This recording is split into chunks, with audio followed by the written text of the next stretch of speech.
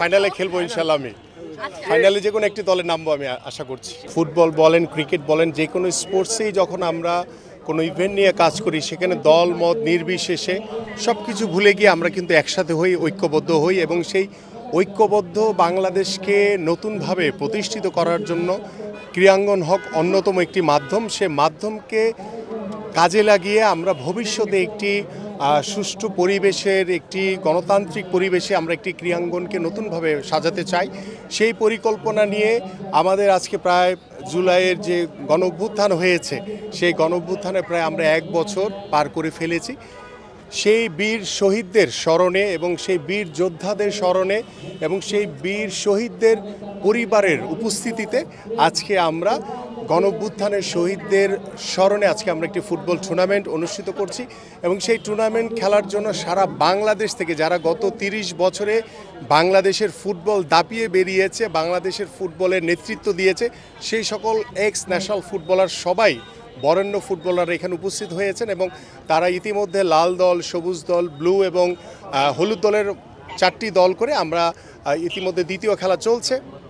আমরা অল্প কিছুক্ষণ পরেই ফাইনাল খেলা অনুষ্ঠিত হবে এবং ফাইনালের মাধ্যমে আজকে বিজয়ী দল ঘোষিত করা হবে এবং পাশাপাশি আজকে আমরা এই শহীদদের স্মরণে শহীদ পরিবারের অনেককেই এখানে উপস্থিত রেখেছি।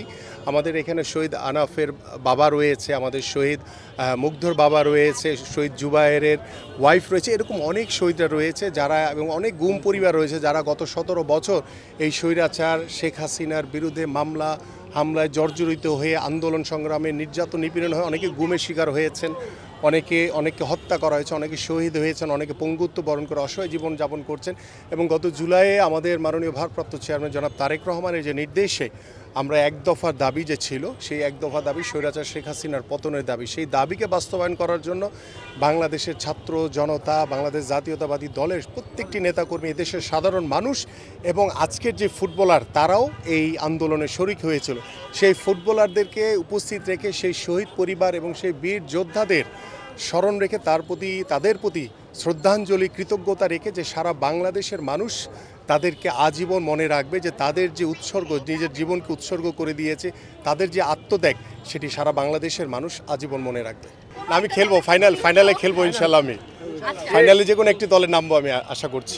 আমাদের বাংলাদেশে যে কোনো অর্জনই অত্যন্ত, আমরা মনে করি যে এটা আমাদের ভালো চোখে এবং ভালো দৃষ্টিতে আমরা সবাই দেখি। পাশাপাশি আমাদের এই অর্জনগুলো বাংলাদেশকে বিশ্ব মানচিত্রে আরও অনেক বেশি উজ্জ্বল করে এবং আমাদের পুরুষ ফুটবল হয়তো বা আমরা সেই কাঙ্ক্ষিত লক্ষ্যে পৌঁছাতে পারছি না, বাট আমাদের নারীরা কিন্তু ইতিমধ্যে বারংবার প্রমাণ করেছে যে তারা বাংলাদেশের হয়ে, একজন বাংলাদেশি হয়ে সারা পৃথিবীর কাছে তারা রিপ্রেজেন্ট করছে বাংলাদেশকে এবং তাদের যে সাফল্য, আমি তাদেরকে অবশ্যই অভিনন্দন জানাই। পাশাপাশি সারা দেশের মানুষ তাদেরকে অভিনন্দন জানিয়েছে। পাশাপাশি তাদের যে সামনের যে স্টেপ রয়েছে সেখানে আরও বেশি ভালো করবে, বাংলাদেশের মুখ উজ্জ্বল করবে। বাংলাদেশ নারী ফুটবল দলের উত্তরোত্তর সাফল্য কামনা করছি আমি। আমার কাছে যেটি মনে হয় যে আমাদের যারা ক্রীড়াবিদ, যারা পারফর্মার, তাদের দিকে আরও বেশি নজর দেওয়া উচিত। তাদের ভিতরে একটি পেশাদারি মনোভাব এবং তাদের পরিবার, তাদের যে ফ্যাসিলিটিসগুলি দরকার, আমার মনে হয় যে বাংলাদেশ ফুটবল ফেডারেশন কোনো দিকে না তাকিয়ে তাদেরকে সর্বোচ্চ সহযোগিতা করা উচিত, তাদেরকে সর্বোচ্চ ফ্যাসিলিটিস দেওয়া উচিত যাতে তারা সামনের দিকে আরও ভালো কিছু করতে পারে। তাদেরকে একটি স্যালারির আওতায় এনে বা তাদের যে স্যালারিটি দেওয়া হয় সেটা পর্যাপ্ত না। আমার কাছে মনে হয় যে এটিকে আরও বেশি করে পর্যাপ্ত আকারে যদি বাড়িয়ে দেওয়া যায় তাহলে আরও ভালো ফুটবল হবে আমাদের নারী ফুটবলের জন্য।